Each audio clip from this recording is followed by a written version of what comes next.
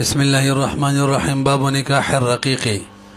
باب دې په بیان د نکاح د غلام کی.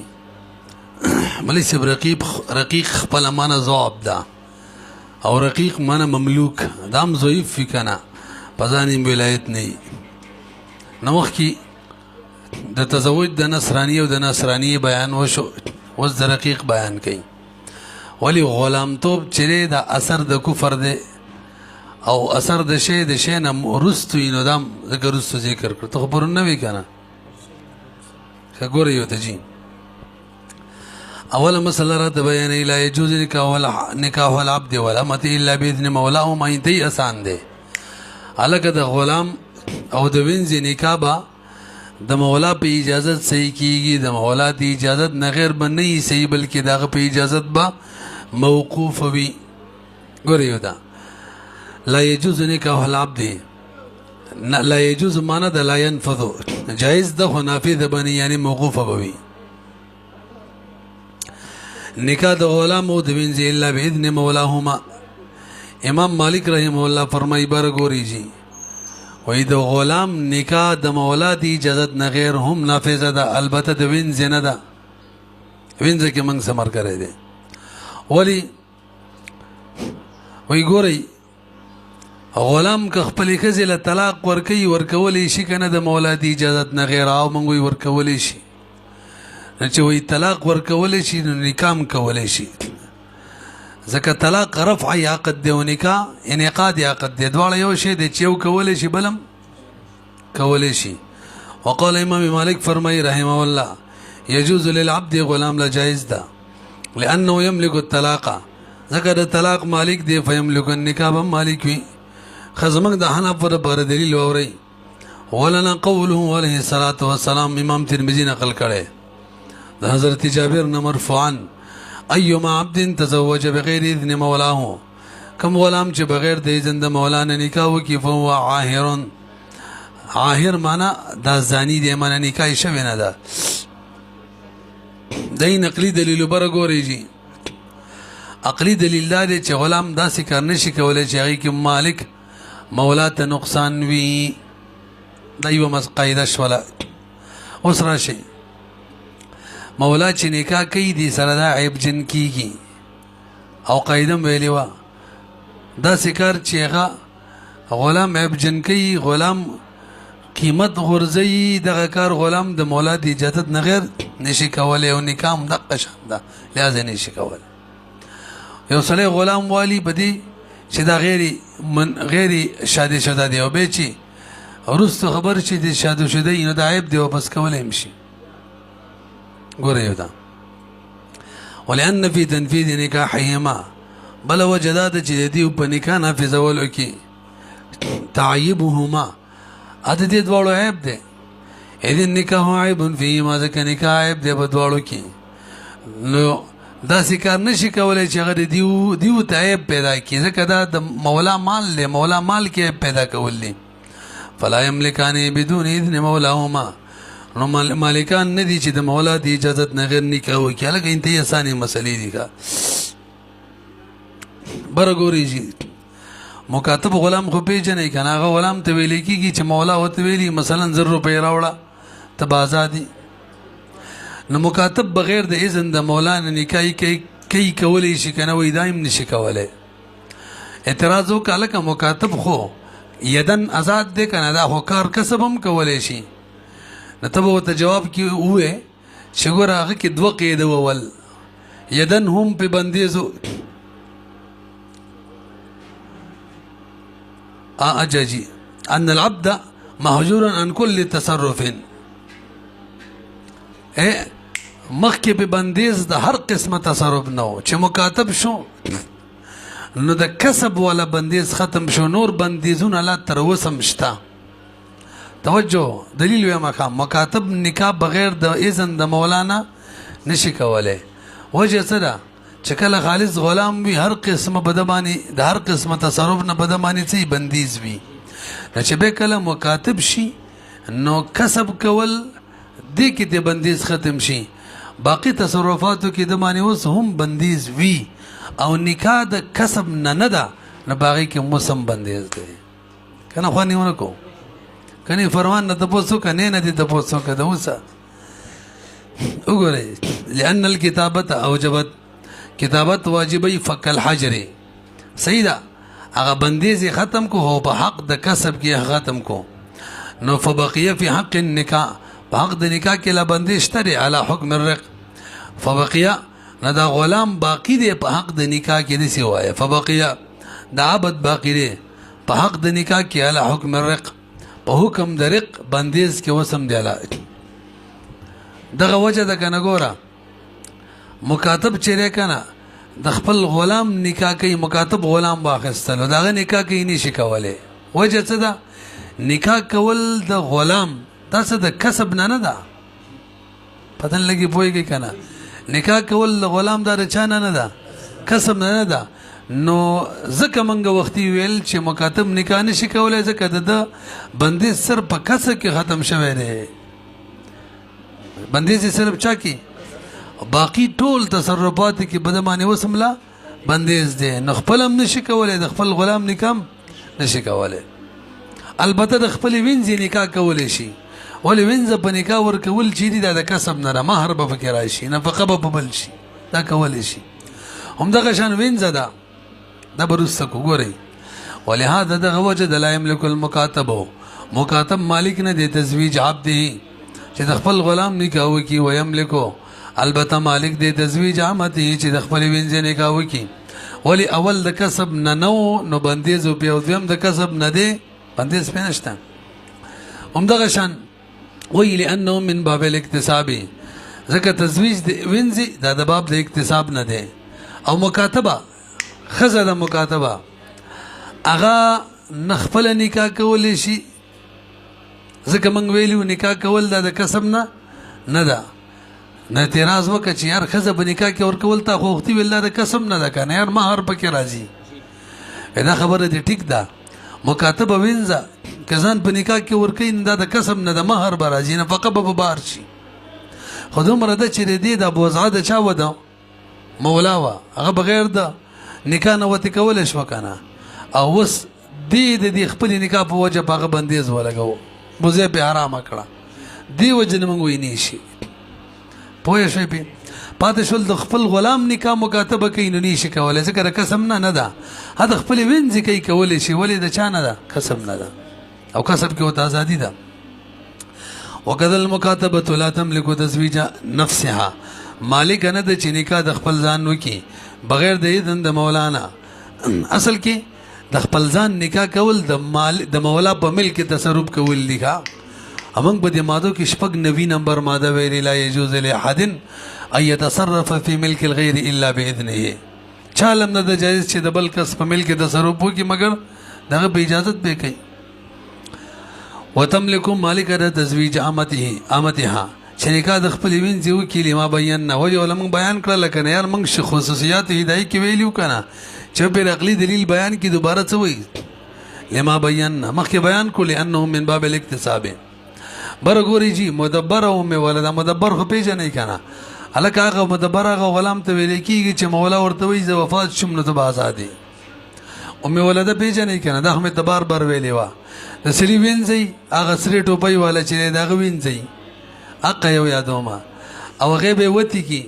او به ته بچي پیدا شي او به دا اومو کی د ازمانه دي نو څه جوړ شو ام ولدا شو نو ام ولدا او مدبر دا هم بغیر د اجازه د مولانا نکاح نشي کوله وكذلك المدبر هم الولد وللان الملك فيه ما قائم ځکه ملک پر دوړو کې لا قائم دی ملک خلا د مولا ختم شوی نه دی چې ملک قائم دی نو په ملک د مولا کې تصرف کوي دغه د اجازه نه غیر حل کې دا جایز نه ده واذا تزوج العبد باذن مولاه فالمهر دين في رقبته يباع فيه الاكبر غوريجي خنو تا ویل چې غلام په اجازه د مولا نکاح کولای شي توجه بر ګورې ټول نو که د مولا د اجازه په اجازه سره نکاح وکړي نو به بس وای نکاح ټیک ده خنو مہر سره به څه کو دی خزله به مہر ورکولې د غلام خزله کنه نو غلام سره حسن نشته نو که مولا د خپل طرف په پیسې ورکړي هم د خزله مہر کې ورکه خو خبخه دا کوم مسله هدايه کې نشته تاسو په کې کنه خبخه 400 وال وای او کچری مولا د خپل طرف پیسې ورنکړلې چې ښځې له مهر کې ورکا بیا به دې غلام ته وایي تکړه شه کسب کوه او د ښځې دا مهر وګټه پوهېږئ پې وایي دا تزوج العبد کله چې نکاح غلام وکړي په اذن د مولا باندې نو دا مهر بدین وي فی رقبته اچھا جیوران مې ویلې ولکې غلط مې ویلی و ښځې له مهر ورکول دي نو څه به کوي دا غلام به ښځه راواخلي او خرڅ به یې کړي کومې پیسې حاصلې شولې بطور مهر به وصول کړي یو پیره خرڅول دي ښه اوس به مولا ته ضرر دی د مولا زه غلام خرڅ شو که خیال وي ضرر دی که نه دی اوس دا اعتراض دی چې هلکه دا هو د زنانه دا غلام خرڅ کو یا قاضي خرڅ کو دا غلام او ښځې له مهر برابر کو لیکن خو مولا ته ضرر دی دغه مال یې خرڅ کو دا تاسو ولې داسې کوئ جواب دا دی مولا په اجازت باندې نکاح کړی د ګویا د هر څه ته تیار و خیال هم که نه نو فالمهر دین دا به دین وي فی رقبته په رقبه د غلام کې یباع فیه پکې خرڅېږي به ولې لأن هذا دین وجب فی رقبة العبد دا دین دی چې واجب دی په رقبې د غلام کې ولې لوجود سببه د دې دین سبب موجود شوی که نه هغه نکاح کول دي د عاقل بالغ سړي من اهله اهل دا غلام عاقل سړی و نکاح کړی ده نو مهر پې واجب شوی دی نو سبب د وجوب مهر نکاح وه هغه د ده نه موجوده شوې ده ښه نو اعتراض مولا ته ضرر ولې ورکړي یار وقد ظهر في حق المولى ولي لصدور الاذن من جهته ځکه اذن صادر شوی و د هغه د جهت نه نو موږ ویلي لا يجوز لاحد ان يتصرف في ملك الغير الا باذنه دلته اذن د دې که نه هلکه اذن خو د دې نه و چې خرڅ یې کا مړه اذن د نکاح ضمنن اذن د خرڅولو مو من ملک شیء ملک ما هو من ضروراته دا ماده ده ګوره یو ده کوم ته ورسېدلو لصدور الاذن من جهته ځکه صادر شوی دی جهت اذن د جهت د مولانا طرف د مولانا فيتعلق برقبته نو تعلق بوي د رقبې د مولا پورې غلام پورې دفعا للمضرة عن اصحاب الديون دې لپاره چې ضرر لري شي د اصحاب الديون نه پوهېږئ که نه د ښځې دین دی د هغې ضرر لرې کولو دغه طریقه د خرڅو به کما فی دین تجارتي لکه تجارت کې هم دا کار دی څه مطلب غلام تجارت کو قرض پې رالی اوس حکمدار مولا ته یا خو دغه قرض خلاص کو یا د غلام خرڅ که چې دغه قرضدارو قرض پې خلاص شي کما فی دین تجارت والمدبر والمکاتب یسعیان فی المهر ولا یباعان فیه لږ به وګورئ چې مولا ته کی اجازت غلام ته کی اجازت ورکو نکاح وکړه نکاح یې وکړه ټیک ده مهر دپاره به خرڅېږي داسې مې ویل که نه که نه پوهېږئ لږه لږ سر خو خوځوئ که نه لاټوګانو او مدبر او مکاتب دیو ته کی اجازت ورکو نکاح وکړه نو دیو نکاح کولی شي نه د دیو د مهر به څه کېږي دیو خو خرڅولی هم نه شي وایي چې دیو ته به ووایي تکړه شئ محنت کوئ او د ښځو له مهرونه وګټئ دا مالره بس ما توجه ورانه ده دا ته ماله تیمره توجه مې ورانه ده که نه لټو ځانه مه جوړوه ګوره یو ته کوم ځای دی والمدبر والمکاتب یسعیان دا به کوشش کوي فی المهر ولا یباعان فیه دی و مهر کې خرڅولی نه شي هلکه ولې لانهما لا یحتملان النقل ځکه خرڅولو کې خو نقل کېږي د بایع د ملک نه مشتري ملک ته داسې که نه حالانکې دیو نقل نه قبلوي لأنهما لا يحتملان النقل ځکه دیو احتمال د نقل نه لري من ملک الى ملک چې نقل دي شي دیو ملک نه بل ملک ته اعتراض ولې مکاتب که واپس غلام شي بیا خوشي که نه نور پسې وایي مع بقاء الکتابت تر څو چې کتابت قایم وي نه شي والتدبیر او پاتې شو مدبر کېدل فیؤدى من کسبهما والتدبیري مع بقاء تدبیر تر څو چې مدبر وي فیؤدى من کسب بقای تدبیر ځکه ویلو که شریعت څه وجه نه تدبیر کې نقصان و ختم شو یا قاضي ختم کړو نو بېله مسله ده فیؤدى من کسبهما نو د ښځې مهر به د دیو د کسب نه ادا کېږي لا من نفسهما د دیو د نفس نه چې دیو پکې خرڅ کو دا خو نه د جایز خرڅولی واذا تزوج العبد بغیر اذن مولاه فقال المولى طلقها او فارقها فليس هذا باجازه لږ به وګورئ چې اسانې مسلې دي غلام د مولا د اجازت نه غیر نکاح وکړه نو مولا ته چې پته ولګي د مولا ورته ویل طلقها طلاق ورته ورکړه یا یې ورته ویل فارقها ځان نه جدا کا نو ظاهره داسې معلومیږي طلاق خو بعد النکاح چې ولې د نکاح اجازت ورکو اوس ورته وایي څه وکړه طلاق ورکړه مفارقت خو بعد النکاح ورګوري لاټوانو نګوي چې اول نمبر یې زو کو اجازه د نکاح ورکو بیرستو ته وی جدای کا حالن کې مولا جبر نشي کولای غلام باندې چې طلاق ورکا ظاهر معلومه کې دا چې دا څه شولا نکاح شول اجازه د نکاح شو راسي کنه به خو سیدا د مولوی صاحب د اجازه د نکاح نه ده اصل کې زمونږ په عرف کې دغه وخت کوم عرف هم دغه عرف داسې و چې مولا به غلام ته ویل طلقها یا فارقها د دې معنی به دا و چې زه ستا به دغه نکاح نه یم راضي واپس یې که دا نه چې نکاح قبوله ده او بیا طلاق ورکه پوهېږئ که نه پې وإذا تزوج العبد کله چې نکاح وکړي غلام بغیر د اذن د مولانا فقال المولى وی طلقها طلاق ورکه وفارقها یا جدا کا نو فليس هذا بإجازة دا اجازت نه دی ولي لأنه يحتمل الرد وجه دا د مولوي صاحب دا احتمال د رد لري دا قول د مولا چې طلقها او فارقها دې کې دا احتمال وکنه چې نکاح صحیح د رستو له طلاق ورکا دا احتمال مو لږ بر وګورئ ما صحیح پوره نه دی ویلي یو احتمال پکې دا و چې به صحیح د نکاح وشو له طلاق ورکاو که دغه احتمال واخلو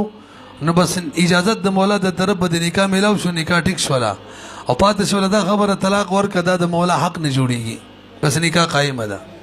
خو بل احتمال پکې دا دی چې مولا نکاح اجازت نه ورکوي رد کوي رد احتمال پکې د چا رالی د رد رالی د یو شي کې احتمال د نکاح هم رالی او د رد هم رالی او مخکې نه نکاح وه نه وه نو د نکاح په حقوق کې شک شو نه پوهېږي لا حجة مع الاحتمال الناشي من دلیل لا حجة مع الاحتمال الناشي چې کله احتمال ناشي د دلیل نه هغه موجود به حجت پاتې نه شو ښه نکاح ټیک نه ده لأنه يحتمل الرد ذلك احتمال رد لري لأن رد هذا العقد ومتاركته إن دي عقد رد أو بريخودل يسمى طلاقا ومفارقة عرف كيف تخلق سوي طلاق ومفارقة وإذا كنت مولا ويلشي فارقها وطلقها وهو أليق بحال العبد او دلته دا رد کول ډیر مناسب دي د بنده د غلام د حال سره کم غلام کم چې متمرد دی متمرد هغه چاته وي چې د مولا اجازت نه غیر کارونه کوي سرکشه دی تاسو پوهېږئ که نه کوم ځای ته ورسېدلو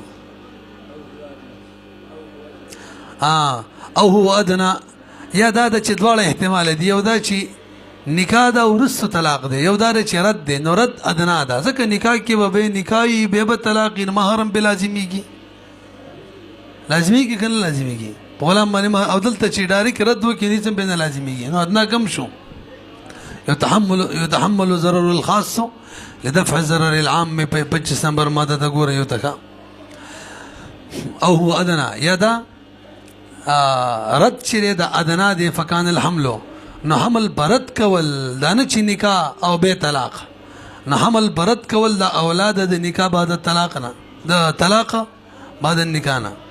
وان قال طلقها تطليقه تملك الرجعه برو ګوري مکه صورت دی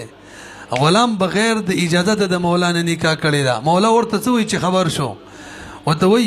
طلقها تطليقه تملك الرجعه دا سه طلاق ورکه چې به ته رجوم بکې کولای شي او دا طلاق کوم نکاح کی نکاح صحیح کی نلته معلومیږي ته وی چې نکاح می قبول هم کړل او به وی طلاق ورکا نو دلته نکاح رااله که اجازه معتبر شو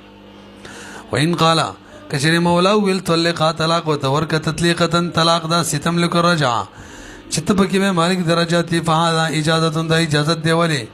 لان الطلاق الرجعي لا يكون الا في نکاح صحيح طلاق رجعي مگر بچا کی معلومه شول چې نکاح صحیح باندې مولا راضي دی فتتعين الاجازه اجازت پکې متعین شو مخکې مسله کې اجازت محتمل هو ومن قال لعبده دغه کنه تزوج هذه الأمة فتزوجها نكاحا فاسدا او دخل بها فإنه يباع في المهر الأكبر وګوري شي یو صریح خپل غلام ته ویل ان دې وینځ سره تاسو ماته الأكبر وګوري خو زر به سمخه یو صریح خپل غلام ته ویل چې د دې وینځ سره نکاح وکا هغه نکاح وکړه خو فاسد نکاح وکړه څه وکړه او ور سره دخولي هم وکړو نو وس امام سے برایدا د څنګه چې صحیح نکاح دغه شاندام ده څنګه چې صحیح نکاح کی اجازت ورکړی او به د غلام مہر کی خرڅیږي دسه وکنه مخکې تیر شو نو په دې فاسد نکاح اجازه یې ورکړی دی وته لہذا په دې کې د دې ښځې په مهر کې به دا غلام مستي خرڅېږي به وګورئ ومن قال لعبده تزوج يتزوج دا خو مې نو بند کړی لکه چې ریکارډ بند شوی نه اوس یې خوند وکړو شی شروع دی ځه کوم ځای ته ورسېدل لکه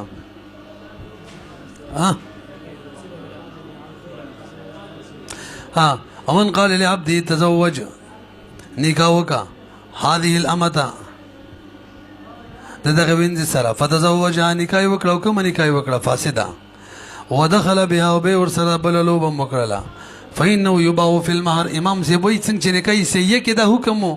مہر کې به خرڅېدلو کنه دلته هم خرڅېږي ان ابي حنیفه رحم الله او صاحبین وای نه جی نکاح سیه خدا نه د فاسده د دې کې به خرڅېږي نه څه وکیږي چې کله آزاد شو به بخفلی خزینه مہر ګټي وقال يؤخذ منه اذا عتق ددن بدا مہر خصل کیږي کله چې دا آزاد شي والاصل ان الاذن في النكاح ينتزم الفاسد والجائز عند ولکبر وګوري دې مسلې اختلاف بنیاد دې اختلافي مسلې بنیاد دا ده چې مولا دی غلام ته ویل د وینځ سره نکاح وکړ امام سی بوې دا نکاح سیتم شامل ده نکاح فاسدتم نکاح سیه کې چې به مہر کې خرڅېدل نو فاسده کې مہر کې هم خرڅېږي او صاحبین وې نه چې دا اجازه صرف نکاح سیه ته شاملو چاته نه د صحیح اجازه ته ورکړې او د څه وکړه فاسده کړې ده نو به مولا ته ضرر نور کو چې هغه مال پکې خرڅ کو غلام پکې خرڅ کو شکل آزاد شو لګټي به پوه نه شي به وته وګورئ واصل د دې د چن الاذن فی النکاح اذن بنکاح کې شامل له فاسد او جائز تعین د امام سے بنظمانه فيكون هذا المهر ظاهرا في حق المولى دا کوم مہر دی دا په ظاهري کې په حق د مولا کې لکه څنګه چې صحیح او په حق د مولا کې مطلب دا غلام به کې خرڅ کو مولا ته ضرر ورکو اجازه ته ورکړي کنه نه رسېبي وقال کجي وین د مو د صاحبانو بنظمانه ينصرف دا اذن به اړولې شي چاته ال الجائز صرف جائز نکاح ته نو که جائز کړي وي به کې خرڅېدل مولا ته مړولې لا غیرو نو فلا يكون ظاهرا ندا دا مہر بنه ظاهري په حق د مولا کې چې غلام پکې خرڅ کو نسبکو فيؤخذ به غلام ماخذ بکیږي بده مہر کې هو بعد العتاق پس دا ذاتینا هلکه په کې کنه په یار داغه دلیل ووري مقصود د نکاح نه څه وی مقصود د نکاح نه دا وی چې سړی پاک شي دای کنه خیالات ټیک شي او داغه د فرج تحسین وشي حفاظت وشي چې د زنا میناتی ونشي مقصود د نکاح نه دای کنه او دا په نکاح صحیح کې حاصلېږي په نکاح فاسده کې نه چې دوی نکاح وکنه مقصود نکاح چې په کوم کې حاصلېږي حق اجازه دی ورته کونه وسیم خندر نکو اورا لو ما ان المقصود من النکاح مقصود د نکاح نه في المستقبل پاینده کې څوک وی العفاف او پاکواله والتحسين او دا چې فرج محفوظ شي وذلك بالجائز پاکواله او حفاظت د فرج بشاره دي پنه کوي جایز باندې ولهذا بل اورا یو سړي قسم بخړلو قسم د نکاح باندې کوما او به نکاح فاسد وکړه نه هانس کیږي دلته موږ نکاح کمی دوا وختله صحیح ته پتن لګي پیږي کنه نو ګرمي رشته هم نشته دا ودا کېدم شک شبم ختم شي رسې په خبره باندې کورې دا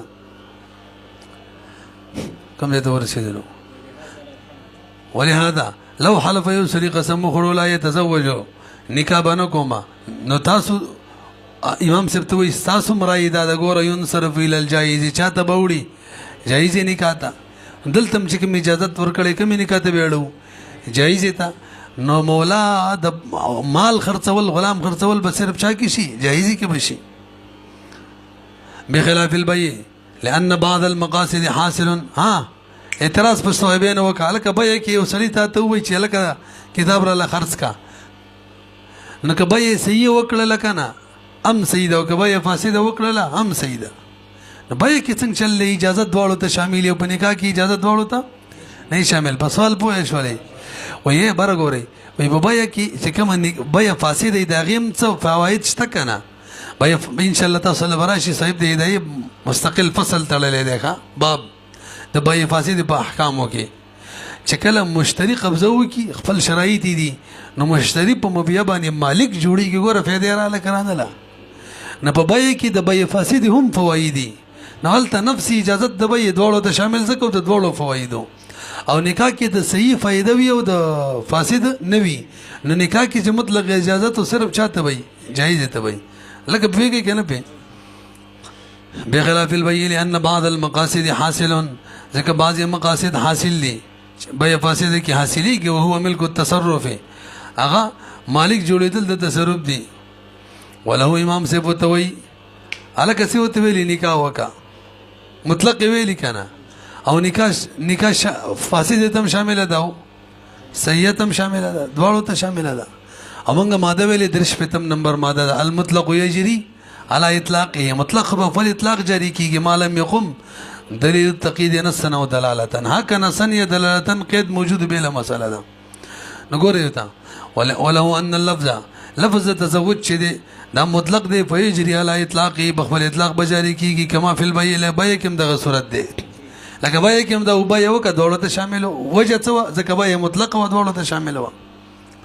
اعتراض صاحبین ویلو نکاح کې فاسده کې مقاصد نشته بیع فاسده کې مقاصد شته فرق کړو کنه امام سی وی په نکاح فاسده کې مقاصد شته کنه څنګه مقاصد دي لکه د خزي بچي چې دا بد دغه خاون اگر چې خاون نکاح فاسده کړي هغه ته منسوب کیږي دا غوزي به حسابيږي بل په خاون باندې د خزي لپاره مہر لازميږي په خزه باندې عدت لازميږي دا غاله چې کله وتی متي وشي پیږي کنه په دا مقاصد دي وبعض المقاصد في النكاح الفاسد حاصل نغي کې حاصلېږي لکه نسب شو مشوم کې پیدا شي دغه خاون ته منسوب وي وجوب المهر شو چې وتی وکي مہر واجبېږي موږ ویلو نکاح فاسد کې صرف په خلوت نه واجبېږي کې خېلې می کان چې څه وکي وتی وکي او عدت به واجبېږي علی اعتبار وجود الوتی خو چاله چې وتی موجود شي ومسألة اليمين قسم مسألة صاحبین ذکر کړي وا قسم د نکاح باندې کوم فاسد وکړ ول نه هانس کیږي دا سی ویلو امام سی وې دام نه منه مزه دا کې مې هانس کیږي او کوي منو هغه په قسم مسأله بور بناوي عرف کې صرف صحیح ته وي ومسألة اليمين چې دا ممنوع ده على هذه الطريقه بدغه طریقه څنګه چې دا بیان کړل چې صرف صحیح شامل ده فاسد ده نه ده دا څنګه ده ومن زوج عبدا مديونا ماذونا له امرأة جازا والمرأة وسط للغرماء في مهرها لك برغوري جي